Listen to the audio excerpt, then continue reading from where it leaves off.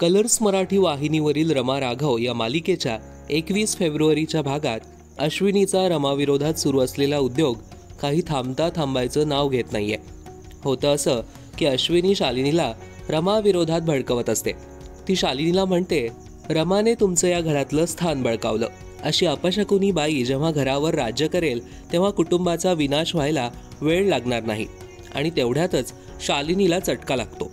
मग त्यावरून अश्विनी आणखी पुढे म्हणते, बघा, तिचं फक्त नाव काढलं तर झाला ना विनाश. तुम्हाला चटका सुद्धा लागला आणि आगपेटीच्या काडीची आग सुद्धा नष्ट झाली. तिचं असं बोलणं ऐकून शालिनी आणखीनच रमाच्या विरोधात भडकते. तिकडे रमाची आई म्हणजेच लावण्या दिग्विजय बाबांच्या मठात त्यांना भेटायला अर्थात पुरोहितांच्या विरोधात कारस्थान रचायला गेलेली असते. तर दिग्विजय बाबा रागात तिला म्हणतो, ए बाई, कशाला आली इथं. त्यावर लावण्या नेहमीप्रमाणे त्याला पैशाचा आमिष दाखवायला सुरुवात करते. पण तिची ही खेळी तिच्यावरच उलटी पडते आणि दिग्विजय बाबा तिच्यावरच संतापतो.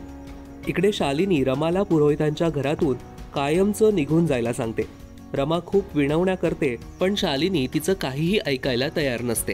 आता मालिकेच्या आगामी भागात रमाला खरोखरच पुरोहितांचं घर सोडावं लागणार का, हे पाहणं महत्त्वाचं ठरणार आहे. व्हिडिओ आवडला असेल तर नक्की लाईक करा आणि पाहायला विसरू नका रमा राघव रात्री 9 वाजता आपल्या कलर्स मराठीवर.